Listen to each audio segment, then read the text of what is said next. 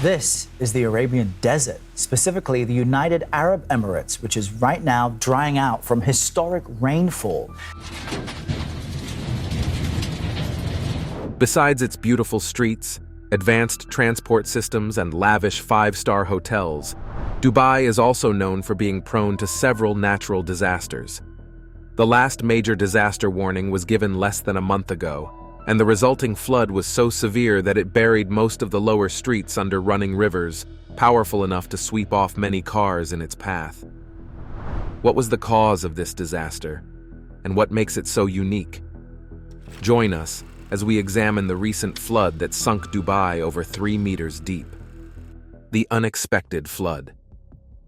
On January 3rd, just a few days into the new year, the Dubai police notified the public of a sudden flood sweeping hundreds of cars across multiple routes in the city.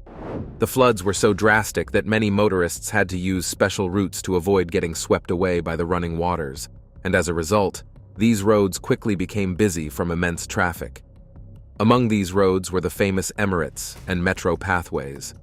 Flights at Dubai International Airport are being diverted following heavy rainfall and major flooding. Unlike most of the roads that recently got flooded in Saudi Arabia, these routes had drainage systems built in to prevent intense flooding. So while most lower routes like the Al Nada and Ittihad roads sunk under over 3 meters of water, many civilians were still able to move along the higher roads leading to safer areas. Sadly, that wasn't the end of the story, as there were many more problems on the horizon.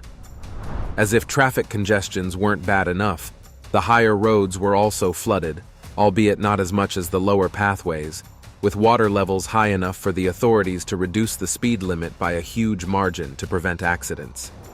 Rain fell across Dubai, Abu Dhabi, and other areas of the Emirates that morning. Realizing how the situation was only getting worse, the authorities gave more warnings for high winds and sea storms in the coming hours. It started as a slight rain that began shortly after 4 a.m. in Dubai, and slowly got worse as time went by, building up as growing clouds moved from the seas through the previous night. While the loss of property wasn't very significant, many saw it as a divine sign hinting at a much bigger disaster coming later this year. To find out why, let's step back to a similar event that occurred in Dubai at about the same time last year that led to something much worse: the Persian Gulf floods. January 3rd last year was another frightening day for meteorologists at the UAE Storm Center, as many signs hinted at a possible flood occurring in a matter of days, but there wasn't enough evidence to prove it. But that didn't stop them from telling everyone about it. Sadly, this concern didn't go beyond the walls of the research center, as many people were too busy to plan for an event the experts weren't even sure about. With this in mind, it was business as usual until the evening of January 14th, when a light rain fell across the city into the night. Many saw it as a refreshing break from the long drought, marking the start of the long-awaited rainy season, as it was for certain years. According to immediate weather forecasts, this rain was expected to end before daybreak, but it proved them wrong by growing more intense with each passing hour. By noon the following day, the rain had only gotten worse. Roads were flooded, and many schools and businesses couldn't open for the day. All flights were either delayed or canceled, and experts called it the city's heaviest rainfall in over half a century. Hundreds and thousands of other passengers just like me in this airport who have been waiting for 10 hours, 16 hours, some even for 24 to 30 hours. The storm ended 2 days after it started, and experts believe it was caused by the low pressures moving south from the Red Sea. This brought in a lot of moist air to the region. Add this to the already warm waters of the Persian Gulf, and we have the perfect recipe for a long thunderstorm that could last for days. It was a great lesson for experts and average civilians alike, a warning that things weren't always as they seemed when it came to the region's climate. This meant weather forecasts could be wrong a lot of the time, and people would do well to prepare for something like this in the coming years. What the experts didn't know was that the short flood was only a warning sign that hinted at a much bigger disaster set to happen in just a few months. Tonight, Dubai is cleaning up from the chaos and bracing for more extreme weather to come.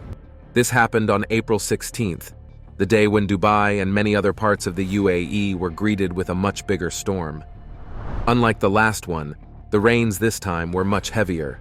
The floods were so bad that CNN called it a year's worth of rain happening in a single day. It affected all 7 emirates, caused by bigger moist winds arriving from the Persian Gulf. It was also a huge blow to the city's economy, with total damages costing over $2 billion to fix. The UAE, at this point, had done its best to build high roads that could handle floods like this, but this proved that there was still a lot to be done. To make up for this, the leaders announced a new project that promised to increase the city's drainage capacity by over 700%. While these steps are commendable, they did little to stop the more recent flood of January 3rd, and with similar signs now hinting at a much greater flood this year, many believe Saudi Arabia's recent floods are about to happen once again, this time in Dubai. Here is how. A warning from Saudi Arabia. On the dry, cold morning of January 6th, the National Meteorological Center issued multiple red alerts to warn civilians about upcoming rains heavy enough to cause a great flood. This warning came just 3 days after the flash flood that recently occurred in Dubai, and just as they predicted, the intense rain started the following evening. The resulting flood was severe, covering many cities, including Mecca, Medina, and Jeddah. In a matter of hours, the busy streets turned into running rivers, with the highest rainfall happening at Al-Shafia, a region in Badr Governorate, followed by Jeddah's Al-Basatin with a slight difference. Just like the similar Persian Gulf flood, this too was caused by low pressures moving moist and warm air from the Red Sea. Whole cars with people inside were swept like weightless balloons, making many wonder if places like Mecca even had a drainage system. The storm was so great that it brought up a religious controversy on the true cause of the event. While some believed it could be explained by natural means, as it had always been with floods in the past, others believed it was a purely supernatural event.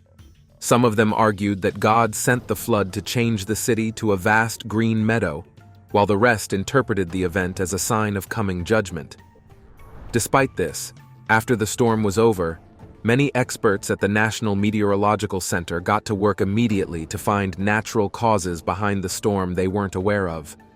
Sure, they already knew it was caused by low pressures and warm air, but after seeing how much damage this caused, they had to know if there was something they could do to prevent it from happening again. After weeks of careful research, they found out that warmer temperatures in the atmosphere allow larger storm clouds to form. This, according to the experts, leads to longer and much heavier rainfall, especially after extended periods of heat and drought. The previous years showed a growing pattern of floods happening at various places in the east at the same time of year at an increasing rate. Based on all they put together, it simply meant the rising temperatures each year were the main cause of the floods occurring every January. This pointed back to the issue that had plagued the minds of scientists for decades, and that huge problem was climate change. Though this was a great discovery, it left a better taste in the mouths of everyone involved. This was because while it showed that humans could do something to prevent or reduce the rate of these disasters, it also showed that mankind was the culprit. This was a huge pill to swallow, especially considering how many lives and properties were lost because of these disasters. But that wasn't the worst part. A closer inspection of all that happened showed that the climate patterns behind the flooding in Saudi Arabia are very similar to those affecting Dubai in recent years. For one, both regions are very prone to extreme weather conditions. Wet seasons come with very cold temperatures and flooded streets, while dry seasons often come with much hotter days and dusty evenings. Climate change in recent years only widens the gap between these extremes, causing longer and heavier rains to happen every new year after much hotter periods of drought. Though we now know the main cause behind these events, the problem is that it cannot be solved very easily. Mankind has wrestled with the issue of climate change for decades, and the end of the struggle is nowhere on the horizon. The best thing Dubai's leaders can do for now is prepare, and according to the experts, here is what they can expect. The next great flood. With Saudi Arabia serving as a warning for Dubai's future in the coming months, it is safe to expect the same conditions the next time it happens. Welcome back now. Dubai, a city in the desert that is proud of its modern gloss, is facing the towering task of clearing up its waterlogged roads and drying out the flooded homes 2 days after a record storm. After all, Dubai is located at a place where low-pressure systems bring warm air from surrounding waters at least once a year. Many ongoing projects are put in place to make the city more urbanized, and that is part of the problem. By building new platforms over natural areas and replacing natural drainage systems with less capable artificial ones, and rainfall increasing every year, even the current improved drainage systems wouldn't be able to catch up. There's also the fact that while the Tazreef project promises to increase drainage by 700% in 2033, it comes with many problems that make it almost impossible to achieve. First off, despite how advanced the city is in technology, the truth remains that projects like this require the kind of equipment that usually doesn't meet deadlines. This means the 9-year project expected to end by late 2033 would likely take at least 2 more years to finish, thereby defeating the purpose of having a strict timeline to work with. Secondly, even though the project sticks to the 9-year plan, let's not forget that the increasing rain in the coming years won't wait for the project to reach completion. 9 years is enough time to flood the city several times over, especially when the rains are only getting heavier. Let's also not forget that large-scale projects like this always affect natural ecosystems and the animals that live in them. The tools used to do this also leave a high carbon footprint, contributing even more to the existing problem that causes increased flooding each year. It would also cause problems for the yearly budgets to come, as the money that could be used for restoring lost properties from upcoming floods would have to be used for the ongoing project. Each flood would be greater than the previous one. The next one, expected to hit later this year or in early 2026, would affect a lot of things, including the city's roads, buildings, and public services. Many roads would be closed, public transport would be almost non-existent, and emergency services might take too long to respond. Many could lose their businesses, and the economy would face a much bigger hit than the one it's still recovering from.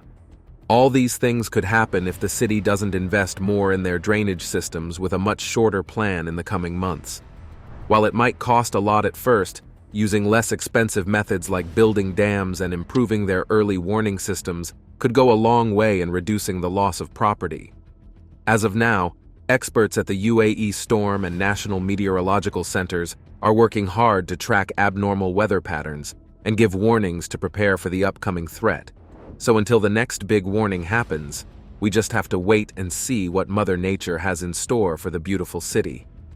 Saudi Arabia, home to Islam's 2 holiest cities, Mecca and Medina, which draw millions of Muslims worldwide every year during the annual Hajj, has been seriously grappling with challenging climate patterns, from severe droughts to high temperatures, extreme dry conditions, air pollution, and worst of all, a rise in water level that has haunted the nation with flash floods, all of which come with their severe consequences. For context, let's look at the factors that have shaped Saudi Arabia's weather over time. The country's geography plays a crucial role in determining its weather patterns. As we all know, Saudi Arabia is primarily arid, with vast desert areas like the Rub al-Khali, also known as the Empty Quarter, which is one of the largest sand deserts globally.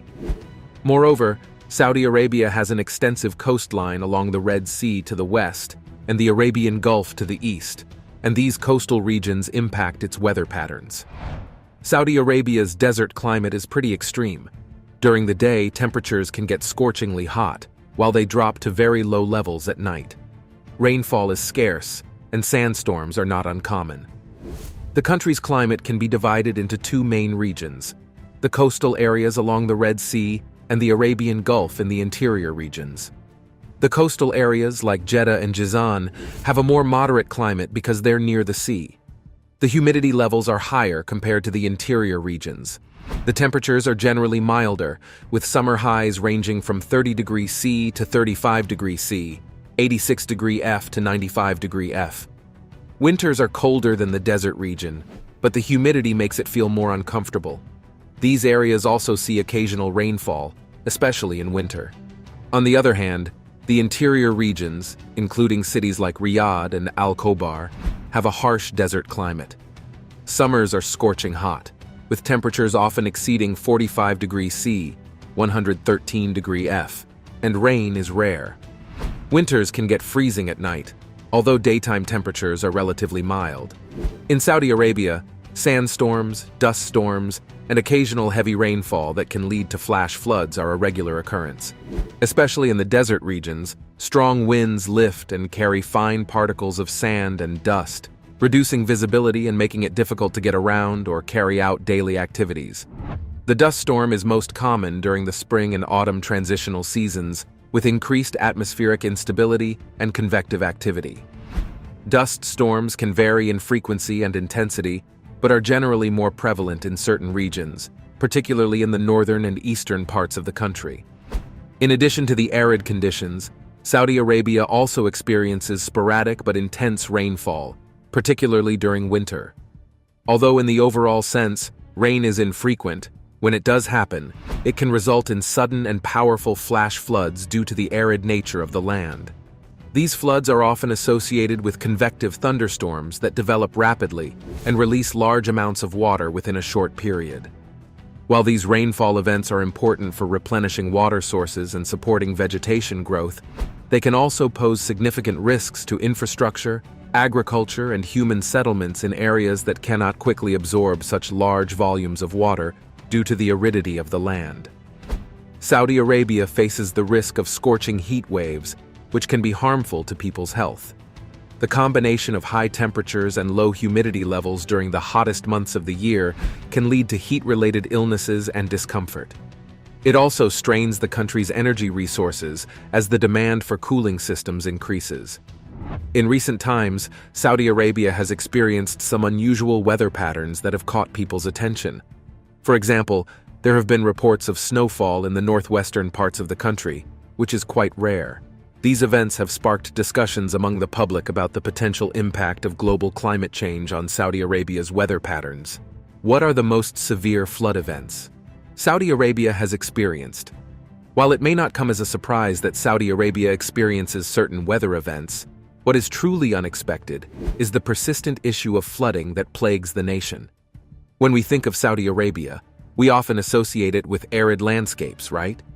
We know that the coastal regions exist along the Red Sea to the west and the Arabian Gulf to the east. Even at that, they make up a smaller portion of the overall land area compared to the vast arid territories that characterize Saudi Arabia. So why do we see such a high frequency of floods occurring?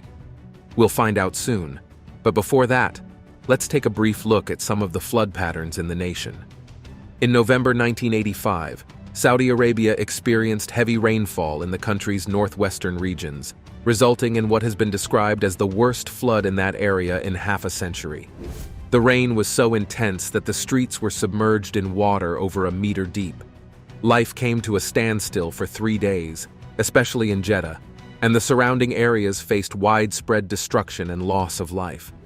The flooding occurred because of the heavy rainfall, which overwhelmed the drainage systems in the city. As a result, many areas experienced extensive flooding. The impact of the flooding was devastating, leading to the loss of many lives and causing significant damage to property and infrastructure. It's challenging to determine the exact number of casualties, but it's estimated that hundreds of people lost their lives, thousands of homes were damaged or destroyed, and critical infrastructure like roads and bridges suffered severe harm due to the flooding. Again, 2009, another catastrophic flood taunted the city, and just like the last flood, the city of Jeddah was affected. The flood was caused by an unusually heavy amount of rainfall that led to flash floods that overwhelmed the city's infrastructure and caused widespread devastation. The city's drainage systems were not equipped to handle such a large volume of water, so roads, neighborhoods, and public facilities were flooded. The sudden onset of the flooding caught many residents and authorities by surprise, making the situation even more severe.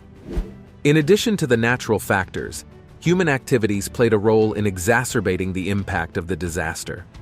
The rapid urbanization and inadequate urban planning in Jeddah had encroached upon natural water channels, altering their flow and capacity to handle heavy rainfall. As a result, the environment's ability to absorb and manage the excess water was compromised. So, it can be said that the interaction between natural weather patterns, urban development, and inadequate drainage infrastructure contributed to the severity of the 2009 flooding in Jeddah. Then, in 2010, another flooding incident happened again. Although not as severe as the 2009 flooding in Jeddah, it still had a significant impact on the affected areas. At this point, you may be wondering if it's a trend. Well, we all are. As expected, the infrastructure suffered damage, disrupting people's daily lives. A study published in the Journal of Water Resource and Protection revealed that the flooding in 2010 resulted from heavy rainfall in Riyadh and caused rivers to overflow their banks on May 3rd of that year. In some good way, the rainfall lasted approximately 45 minutes, but it was enough to cause floods and car accidents throughout the city. The following year, in the same city, the water disaster happened, and this time, 10 people tragically lost their lives, and 3 others were reported missing. It is said that the cause of this devastating flooding was heavy rainfall that persisted for 3 consecutive days, resulting in widespread floods and disruptions throughout the region. The floods wreaked havoc on the infrastructure, causing damage to important elements like highways, sidewalks, and various structures. The affected area covered a vast expanse, estimated to be around 400 to 600 square kilometers. What made this event even more disheartening was that it was part of a series of flash flood incidents that had been occurring in Jeddah since 2009, with subsequent floods in 2010 and 2011. This pattern of recurring floods was deeply concerning. In response to these events, there was a systematic review of emergency planning for flash flood responses in the Kingdom of Saudi Arabia. The aim was to assess the effectiveness of emergency plans in Saudi Arabia, using the flash floods in Jeddah in 2009 and 2011 as a case study, and boy, were the results sobering. For some years, it seemed like a strategy to mitigate the frequency of flooding, or its impact, was effective because the nation experienced respite until it was interrupted by very heavy rainfall in 2015. However, unlike other times when the effect was localized, the disaster affected different parts of the country.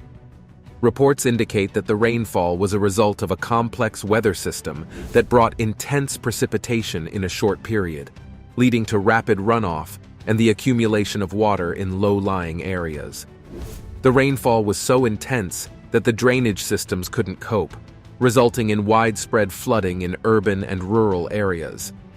In urban areas, impermeable surfaces like concrete and asphalt prevent water from seeping into the ground, causing it to flow rapidly on the surface. Moreover, insufficient maintenance of drainage channels and ditches further hindered the water's flow, resulting in localized flooding and inundation of specific areas. After the last catastrophe, different bodies came together to work on a solution which seemed to have worked. In the actual sense, it did, because for over 7 years, the nation took a break from the scourge of floods. And just on the 8th year, precisely in August of this year, tragedy struck again. Distressing videos shared on social media showed cars stranded on flooded roads, and brave individuals stepped forward to help guide these vehicles. The streets were filled with rainwater, causing numerous vehicles to become trapped, which resulted in widespread traffic disruptions. The most affected area was the mosque environment, and as a result, the authorities had to temporarily halt prayers at Al-Laji Mosque to carry out necessary maintenance work. The causes of the August 2023 flooding in Saudi Arabia can be attributed to a combination of natural and human factors. Reports from reputable sources, such as the World Meteorological Organization, WMO, and the National Center for Environmental Prediction, NCEP, indicate that the flooding was a result of intense and prolonged rainfall. These weather patterns were likely influenced by broader climatic conditions and atmospheric factors that favored the occurrence of heavy precipitation in the affected regions. It is disheartening to witness the consequences of such flooding events. The sad reality, however, is that no matter how aware we are of the consequences of this disaster, nothing prepares us for severe damage to infrastructure, waste of manual labor, efforts, displacement of persons, and most painfully, loss of lives. What are the consequences of the flood on animals? Apart from the flood's consequences on the human population, The floods have a saddening impact on the local animal population. One of the main challenges for animals is the disruption of their natural habitats. Floods can destroy critical areas like nesting sites, food supplies, and shelter, forcing animals to search for resources in new locations. This can result in heightened competition, conflicts with other animal populations, and increased predation risk. Additionally, floods can lead to the loss of vegetation and soil erosion, further reducing the availability of animal food and shelter. Moreover, floods directly threaten animal populations through drowning, injuries, or displacement. Animals unable to escape rising floodwaters may suffer fatalities, especially those not adapted to aquatic environments. The floodwaters can also carry debris and pollutants, posing animal health risks and potentially causing illness or poisoning. From a wildlife conservation perspective, floods can have long-term implications for vulnerable or endangered species. Habitat destruction and population displacement can further endanger these species, potentially leading to population numbers and genetic diversity declines. Conservationists may need to intervene by relocating animals or implementing habitat restoration projects to mitigate the impact of flooding on at-risk populations. Additionally, floods disrupt the food chain and resource availability for animals. Aquatic species may experience water quality and nutrient availability changes due to flooding, affecting their survival and reproductive success. Terrestrial animals may find their food sources submerged or washed away, leading to scarcity and the risk of malnutrition. It is crucial for both local and national authorities to thoroughly study and understand the causes of floods, both natural and mostly human factors.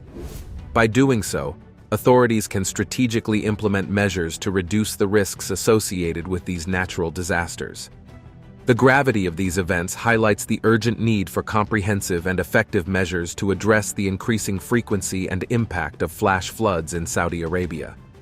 The safety and well-being of the population, as well as the preservation of infrastructure, must be prioritized to mitigate the devastating consequences of such natural disasters.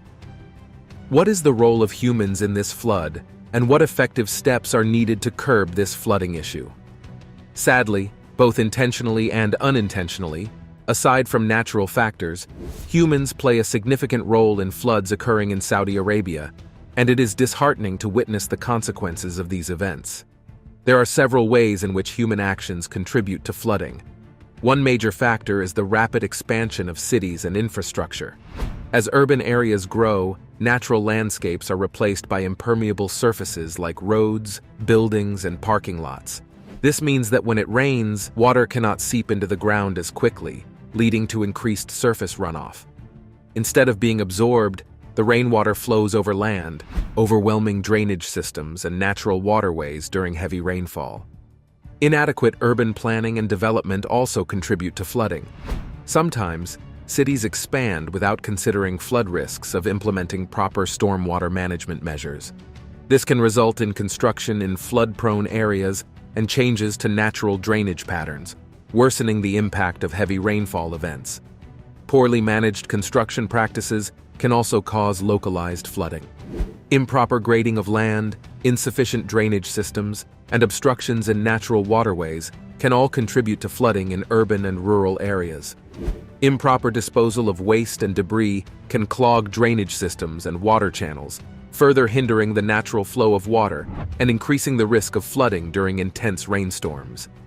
Furthermore, human-induced climate change plays a role in altering precipitation patterns. Greenhouse gas emissions from industrial processes, transportation, and energy production contribute to global climate change. This leads to changes in regional weather patterns, including more intense and unpredictable rainfall events. These changes increase the likelihood of flooding in various regions of the nation. Efforts must be made to better understand and address the factors contributing to these floods, whether natural or human-induced, to enhance preparedness and minimize future detrimental effects on communities. As daunting and seemingly irredeemable as this may be, considering the number of recurrences over the years despite past efforts, there is still hope. However, this time, addressing the devastating floods requires a multifaceted approach to mitigate their impact and prevent future occurrences. Firstly, Establishing robust flood management and early warning systems is crucial. By utilizing advanced technology and real-time data, authorities can predict flood events and issue timely warnings to the public. This enables people to prepare and evacuate as needed. Strategic urban planning and infrastructure development are vital in managing flood risks. Proper drainage systems, flood barriers, and zoning regulations can help prevent construction in high-risk flood areas. Green infrastructure, such as porous pavements and green spaces, plays a role in absorbing excess water during heavy rainfall, reducing the chances of flooding. Public awareness campaigns and community engagement are also significant. Educating the population about flood risks and emergency preparedness empowers individuals to protect themselves and their properties during floods proactively. Ecosystem restoration and conservation efforts contribute to flood mitigation. Preserving wetlands, restoring riverbanks, and reforestation initiatives regulate water flow, reduce erosion, and enhance natural resilience against flooding. Investing in resilient infrastructure is crucial. Retrofitting existing buildings to be flood-resistant and integrating resilient design standards into new projects is essential. Considering climate change in infrastructure planning helps adapt to evolving flood risks. Enhancing coordination among governmental agencies responsible for disaster management, water resources, urban planning, and environmental conservation is important. Collaborating and sharing information across sectors enables a more comprehensive approach to flood risk reduction. International cooperation and knowledge exchange provide valuable insights. Learning from other countries' experiences informs Saudi Arabia's flood management strategies. Collaboration with international organizations and experts facilitates access to expertise and financial support. Research and innovation are key. Investing in scientific research on hydrology, climate modeling, and sustainable water management leads to innovative approaches to understanding and addressing flood risks. Embracing technological advancements like remote sensing and artificial intelligence enhances flood forecasting and effective water resource management. Fingers crossed. Let's hope that with current advanced technology, these climatic challenges will be addressed, minimizing the impact of flooding. At a much greater cost, can Dubai come up with a better plan to prevent another flood? Are the experts right in expecting a bigger flood later this year? Let us know in the comments down below. If you enjoyed the video, make sure you like, share, and subscribe. Also, click on the next video shown on your screen. You will enjoy it.